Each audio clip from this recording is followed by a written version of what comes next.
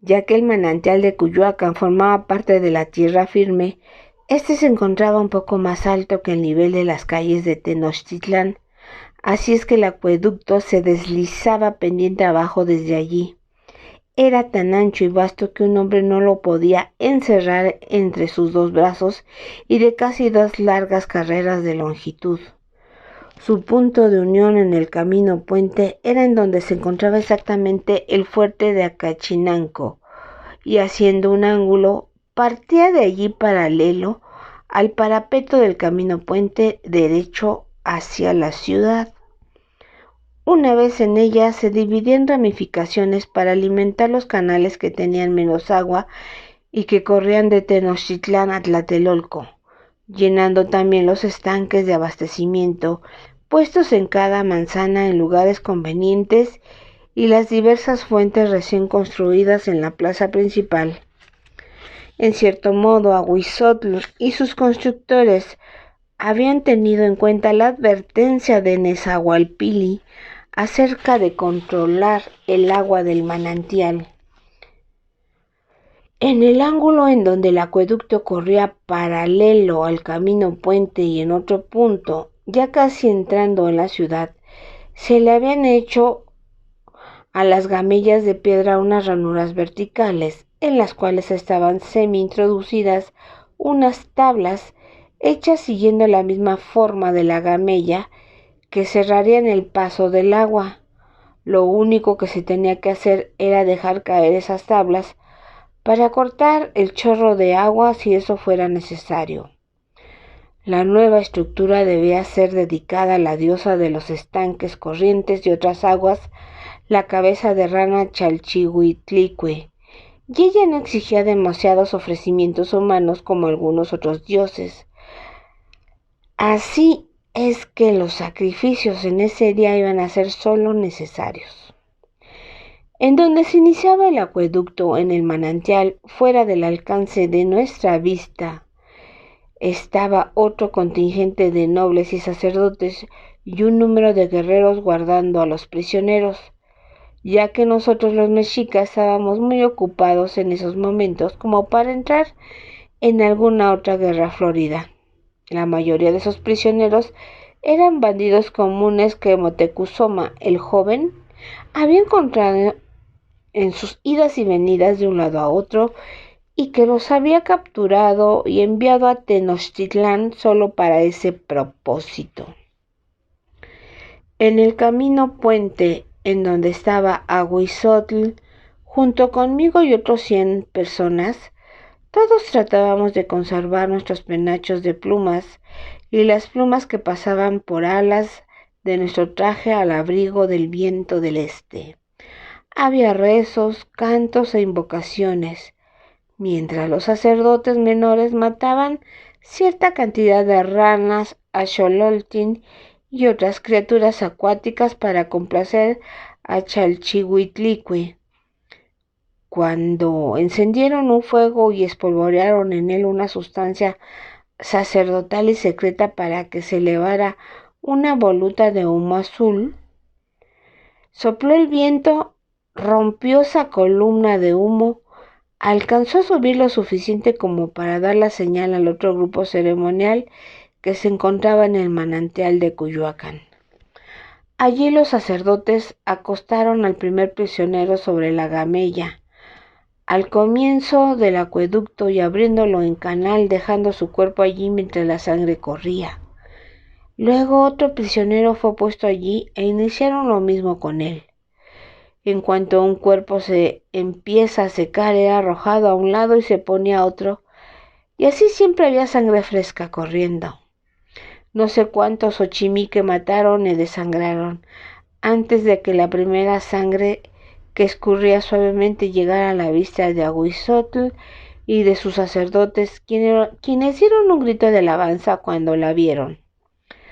Otra sustancia fue arrojada al fuego, produciendo un humo rojo, la señal para que los sacerdotes que estaban junto al manantial dejaran de matar. Entonces llegó el momento en que Ahuizotl haría el sacrificio más importante y le entregaron a la víctima más adecuada. Una pequeñita de 4 años, vestida con un traje azul agua, que tenía cosido por todas partes gemas verdes y azules. Era la hija de un cazador de aves que se había ahogado cuando su Akali se volcó en el agua. Un poco antes de que ella naciera, y ésta había nacido con una cara muy parecida a una rana o a la diosa Chalchicuitlicue. La viuda había considerado esas coincidencias relacionadas con el agua como una señal de la diosa y había ofrecido a su hija voluntariamente para la ceremonia. Con un gran acompañamiento de cantos y graznidos por parte de los sacerdotes, el venerado orador levantó a la niña sobre la gamella que estaba detrás de él, mientras que los sacerdotes se balanceaban de un lado del fuego. Ahuizotl acostó a la niña sobre el acueducto y tomó de su cintura su cuchillo de obsidiana. El humo de la urna cambió a un color verde, otra señal para que los sacerdotes en la tierra firme, al otro lado del acueducto, dejaran correr el agua por este. No sé exactamente cómo lo hicieron, si quitaron alguna clase de obstáculo que obstruía el agua, o si rompieron el último dique de tierra, o si solo rodaron algún peñasco. El caso es que el agua, que en un principio había llegado colorada de rojo, no vino chorreando como la sangre. Con la fuerza que le daba su largo declive desde la tierra firme, llegó rugiendo como una inmensa lanza líquida, cuya punta estaba empenachada de hirviente espuma rosa. No toda el agua pudo tomar la curva de la gamella, sino que la que venía más atrás se levantó y rompió sobre el parapeto con la fuerza de una ola del océano. Así, aunque no todo el agua entró en la gamella, la que sí lo hizo, entró con tal fuerza que tomó por sorpresa a Huizotl. Él acababa de abrir el pecho de la niña y de sacar el corazón, pero todavía no lo había roto, cuando el agua rugiente arrastró el cuerpo de la niña, llevándoselo lejos de allí, ya sin su pequeño corazón, pues Ahuizotl todavía lo tenía en la mano, mirando pasmado cómo el cuerpo de la niña salía disparado hacia la ciudad, como lo haría una bolita lanzada a través de una cerbatana. Todos los que estábamos en el acueducto nos quedamos como estatuas, sin ningún movimiento a excepción de los nuestros y de nuestros penachos, mantos y banderas zarandeados por el viento. Luego me di cuenta de que estaba mojado hasta los tobillos, como lo estaban todos los demás, y las mujeres de Ahuizotl empezaron a gritar de aflicción. El pavimento bajo nuestros pies empezaba a negar con rapidez. El agua seguía saltando sobre el ángulo del parapeto y todo el fuerte de Acachinanco se estremecía bajo su impacto. A pesar de ello, gran parte del agua continuaba corriendo por la gamella hacia la ciudad, con tal fuerza que cuando llegó golpeando en donde se ramificaban los canales, rompió como una batiente en la playa. A través de mi cristal podía ver a la apretada multitud de espectadores que en esos momentos eran revolcados por el espumoso golpe del agua y luchaban por huir y dispersarse. A través de toda la ciudad, más allá de nuestra vista, los nuevos canales y los depósitos de agua se derramaban, mojando las calles y vaciándose sobre los canales. En la plaza, las fuentes nuevas estaban lanzando chorros de agua tan fantásticamente altos que el agua no volvía a caer sobre los estanques de drenaje puestos alrededor de cada una, sino que se desparramaban totalmente a través del corazón del único mundo. Los sacerdotes de Chalchihuitlicue rompieron en balbucientes plegarias suplicando a la diosa que abatiera su abundancia. Ahuizotl rugió para que se callaran. Luego empezó a vociferar nombres. Yolacatl, Papaquitzitli, los de aquellos hombres que habían descubierto el nuevo manantial. Los de aquellos hombres que habían descubierto el nuevo manantial estaban presentes, obedientemente chapotearon con el agua hasta las rodillas y sabiendo perfectamente bien para qué habían sido llamados, se acostaron uno sobre el parapeto.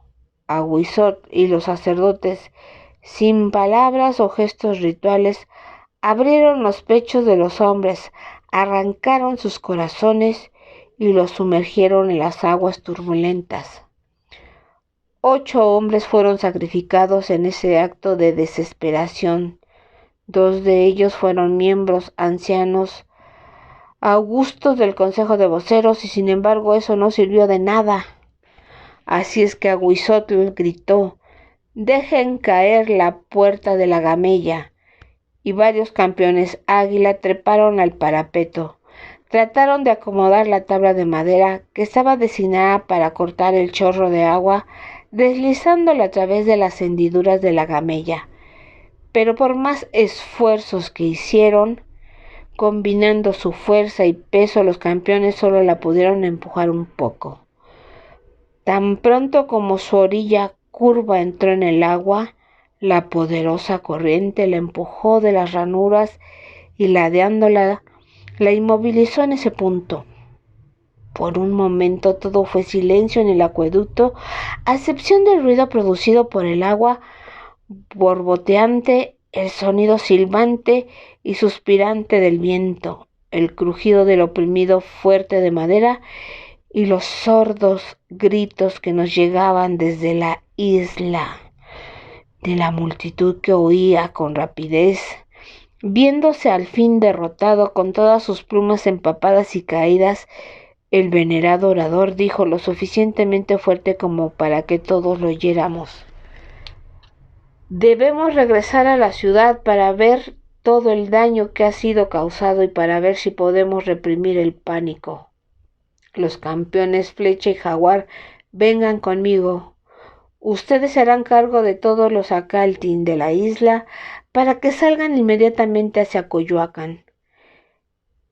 Esos tontos todavía deben estar celebrando allí.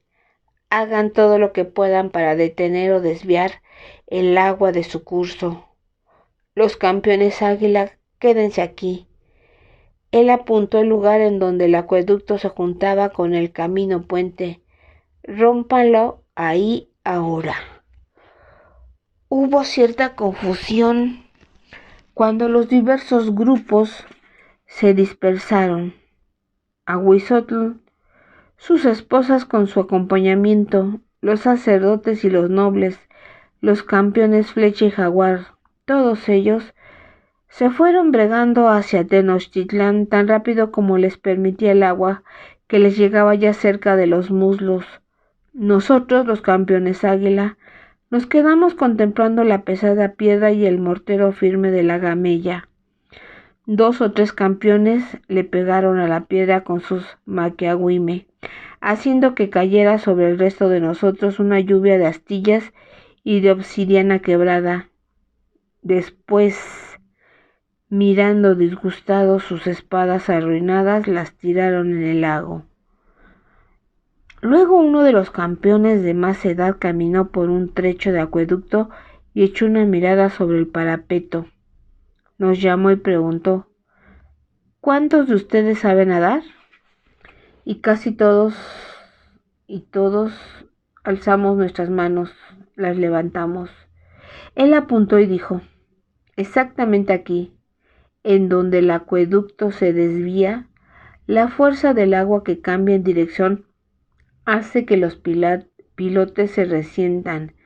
Quizás podemos cortarlos o romperlos lo suficiente como para que la estructura se caiga por sí misma».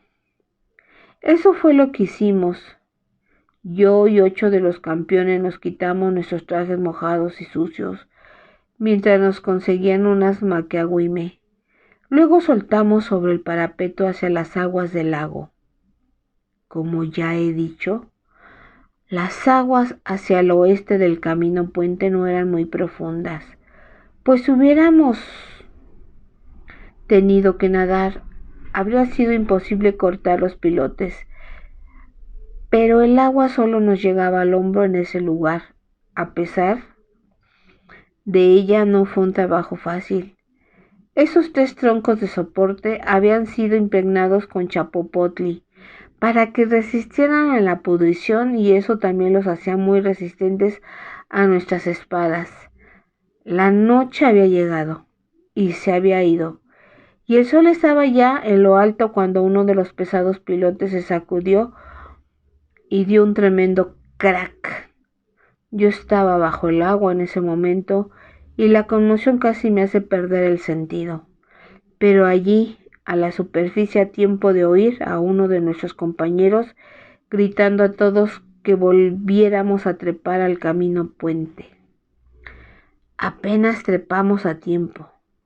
La parte del acueducto en donde formaba ángulo con el camino puente se estremecía violentamente. Con un sonido de resquebrajamiento se rompió en donde se curvaba, lanzando agua en todas direcciones. Esa parte de la estructura que al fin caía parecía la cola cascabelera de una cuadrúpede serpiente. Luego una sección como de 10 pasos de largo se ladeó cuando los pilotes que habíamos cortado cedieron bajo su peso y se rompió con un gran gemido, cayendo con un poderoso chapoteo. La parte dentada de la gamella que todavía quedaba en pie se veía como una cascada que caía sobre el lago, pero el agua ya no corría hacia Tenochtitlán. Incluso mientras nosotros estábamos todavía allí, el agua que estaba en el camino puente empezó a menguar. Regresemos a casa, dijo uno de nuestros hermanos campeones suspirando, y esperemos haber salvado algunos hogares a los cuales poder regresar. Hogar. Déjenme hacer a un lado por un momento mi narración de cómo regresé a mi hogar.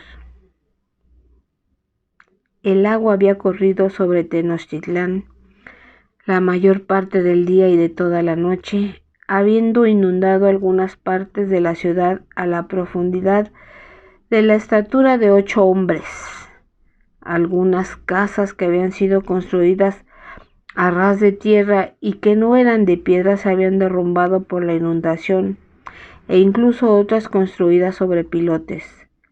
Mucha gente había resultado herida y cerca de 20, la mayoría de ellos niños, se habían ahogado y habían sido aplastados o muertos de alguna manera. Sin embargo, el daño se había limitado a aquellas partes de la ciudad en donde las ramificaciones de canales y los estanques de aprovisionamiento se habían derramado, y esa agua se había drenado hacia los otros canales mucho antes de que nosotros los campeones águila hubiéramos cortado el acueducto. Sin embargo, antes de que esa pequeña inundación hubiera escurrido totalmente, llegó una segunda y mucho más grande. Nosotros solo habíamos roto el acueducto, pero no habíamos detenido el agua, y los campeones que Aguizotl había mandado a la tierra firme no pudieron detener el agua del manantial. Este continuó lanzando sus aguas en el lago, en la parte que estaba entre los caminos puente del este y del sur. Mientras tanto, el viento continuaba soplando desde el este, impidiendo que el exceso de agua fuera drenado hacia el gran lago de Texcoco, por los pasajes del camino puente y por los canales que cruzaban la gran ciudad hacia ese lado. Así es que los canales se llenaron hasta los topes, desbordándose, y el agua subió sobre la isla y Tenochtitlán llegó a ser un gran enjambre de edificios empujados de un lado a otro de la isla por una fuerte sábana de agua. Inmediatamente después de haber regresado de la inconclusa ceremonia de dedicación, Ahuizotl envió un remero a Texcoco y Nezahualpilli llegó inmediatamente en respuesta a su llamada de auxilio. Había traído consigo a un grupo de trabajadores que dándose prisa se dirigían directamente hacia el manantial inextinguible de Cuyoacán. Y como todos los habíamos esperado, ideó la manera de desviar las aguas. Nunca he visto ese sitio, pero sé que está a un lado de una colina y supe que Nezahualpilli dirigió un sistema de excavaciones de zanjas y fortificaciones para poder desviar la corriente del manantial hacia otro lado de la colina, en donde podía correr sin daño sobre una tierra vacía. Cuando se terminó de hacer eso, el manantial fue domado y una vez que las aguas de la inundación se dispersaron totalmente, el acueducto pudo ser reparado y puesto en uso nuevamente. Nezahualpilli diseñó unas compuertas que conforme lo necesitara la ciudad dejarían correr poca agua o mucha. Así hasta ese día todavía estamos bebiendo de esas aguas dulces. Pero la operación salvadora de Nezahualpilli no se efectuó en una noche.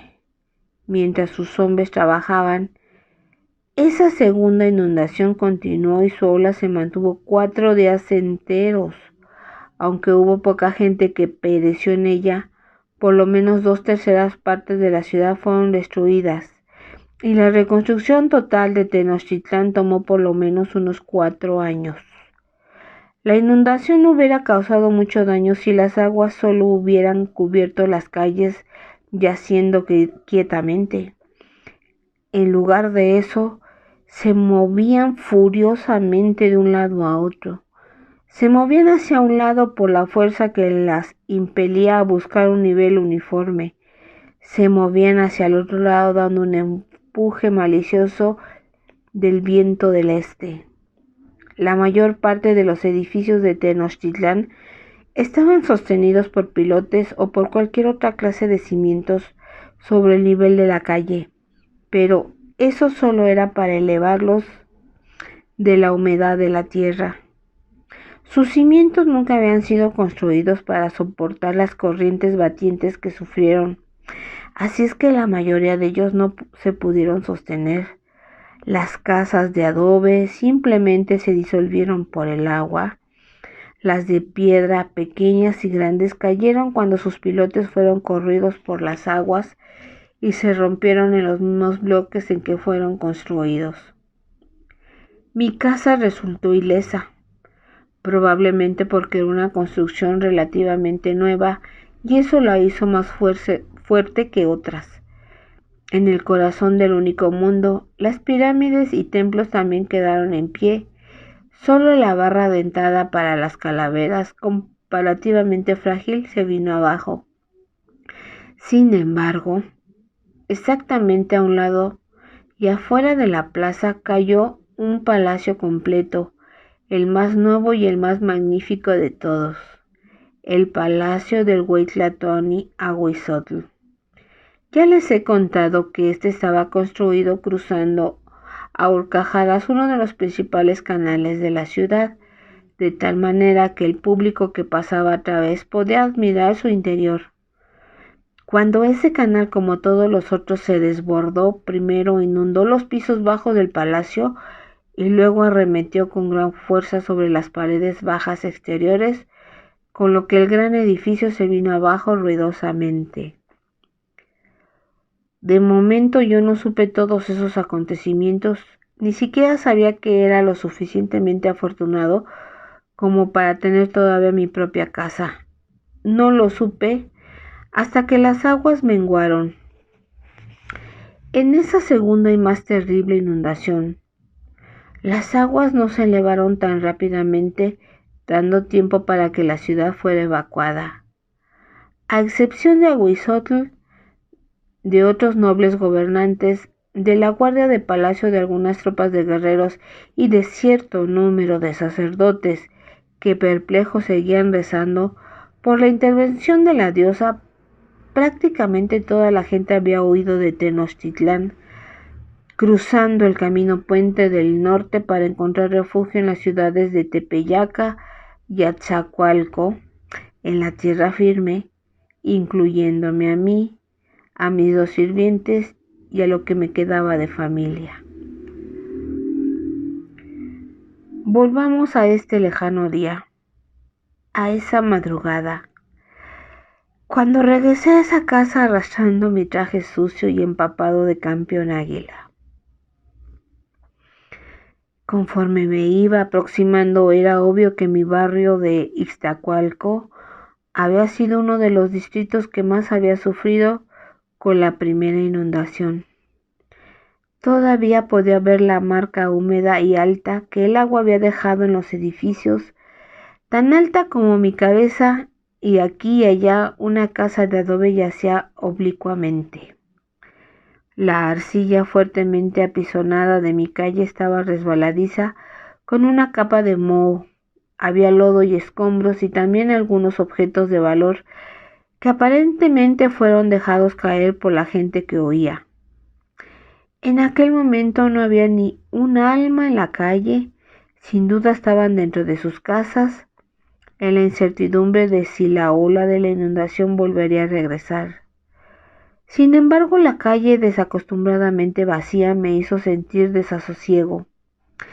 Estaba demasiado cansado para correr, pero arrastré los pies lo más rápido posible que pude y mi corazón volvió a latir cuando vi mi casa todavía en pie, sin marcas a excepción de una capa de limo sobre los escalones de la entrada. Turquesa vino corriendo hacia la puerta de la entrada exclamando: ¡Ay, es nuestro señor amo! Gracias sean dadas a Chalchiquihuitle por haberle permitido vivir. Cansado, pero de todo corazón le dije que deseaba que esa diosa en particular estuviera en mi clan. No hable así, suplicó Turquesa, y las lágrimas resbalaban por sus arrugas en su rostro. Nosotros también teníamos y temíamos haber perdido a nuestro amo. ¿También? Jadeé y una banda invisible apretó dolorosamente en mi pecho. La vieja esclava rompió a llorar violentamente y no pudo responder. Dejé caer las cosas que llevaba y las zarandeé con los hombros. ¿La niña?, pregunté. Ella movió su cabeza, pero no les podré decir si fue para negar o para sentir. La zarandeé de nuevo firmemente y dije: «Habla, mujer». «Fue Nuestra Señora Sinyaya», dijo otra voz detrás de ella. Era el sirviente Estrella Cantadora, quien había llegado a la parte estrujándose las manos. Yo lo vi todo. Traté de detenerla. No dejé que se fuera Turquesa o hubiera caído. Solo pude decir: «Cuéntamelo, Estrella Cantadora». Entonces sepa mi amo que ayer, al atardecer, en el momento en que las antorchas de las calles son encendidas usualmente, aunque por supuesto no las encendieron pues la calle parecía una catarata, solo vino un hombre. Era arrastrado por la corriente y golpeado contra los postes de las antorchas y contra los escalones de las casas. Él trataba por todos los medios de poner pie en algo o de cogerse de algo para detenerse, pero aun cuando él estaba a bastante distancia pude ver que era un baldado y que él no. Tan ásperamente como me lo permitió mi agonía y debilidad le dije: «¿Qué tiene que ver todo eso con mi esposa? ¿En dónde está?» «Ella estaba en la ventana de enfrente», dijo él apuntando, y continuó con deliberado enojo: «Ella había estado todo el día allí preocupada esperando su regreso, mi señor. Yo estaba con ella cuando el hombre llegó golpeando y azotando calle abajo y ella me gritó que debíamos de salvarlo. Naturalmente que yo no estaba muy ansioso de meterme en las aguas rugientes y le dije, mi señora, puedo reconocerlo desde aquí. Es solo un viejo desgraciado que últimamente ha estado trabajando en las canoas de la basura que dan servicio en este barrio. No vale la pena que nadie se tome la molestia por él.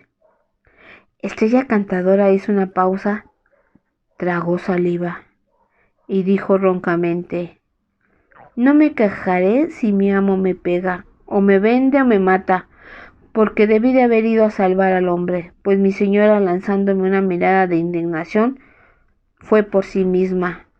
Se dirigió hacia la puerta y bajó la escalera, mientras yo miraba desde la ventana, e inclinándose sobre la corriente lo pescó. Él volvió a hacer una pausa y yo dije irritado, ¿y bien? Si los dos están a salvo. Estrella Cantadora denegó con la cabeza. Eso es lo que no comprendo. Claro, que los escalones estaban mojados y resbaladizos, mi señor, pero parece que mi señora habló con el hombre y empezó a alejarse de él, pero entonces el agua se los llevó. Se llevó a los dos ya que él la estaba agarrando. Solo pude ver cómo un bulto era arrastrado ante mi vista, ya que los dos estaban juntos. Entonces corrí hacia afuera y me metí en la corriente detrás de ellos. Estrella Cantadora casi se ahoga, mi señor, dijo Turquesa sollozando. Él trató. No había ni señal de ellos, resumió miserablemente. Hacia el final de la calle, cierto número de casas de adobe se acababan de caer, quizás sobre ellos, yo creo. Sin embargo, estaba ya muy oscuro para poder ver, y las maderas que flotaban me habían golpeado y estaba casi sin conocimiento. Me agarré a la puerta de una casa, cogiéndome con fuerza, y así pasé toda la noche. Llegó a la casa cuando las aguas bajaron de esta mañana, dijo Turquesa. Después de los dos fuimos afuera y buscamos, y no encontrasteis nada, gruñí. Entonces encontramos al hombre, dijo Estrella Cantadora, medio enterrado bajo los ladrillos caídos, como yo lo había sospechado.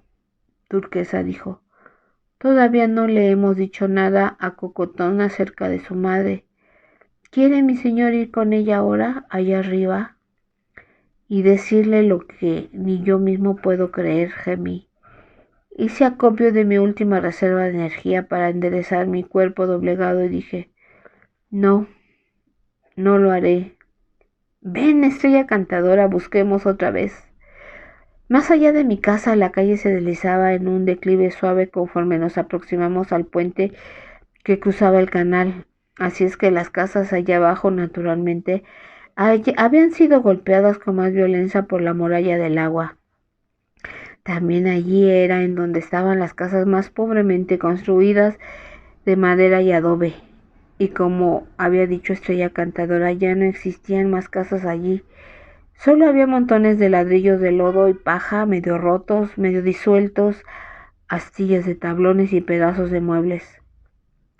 El sirviente apuntó a un bulto de tela que sobresalía entre ellos y dijo, ahí está ese desgraciado. No ha sido ninguna pérdida para nadie. Vivía vendiéndose a sí mismo a los hombres que trabajaban en las chalupas recolectoras de basura. Aquellos que no tenían con qué pagar a una mujer lo utilizaban a él, pues solo cobraba una semilla de cacao. Yacía boca abajo. Era una cosa con harapos sucios, pelo gris, largo y enmarañado. Usé mi pie para voltearlo boca arriba y lo miré por última vez. Chimale. Me miraba con sus cuencas vacías y con su boca abierta.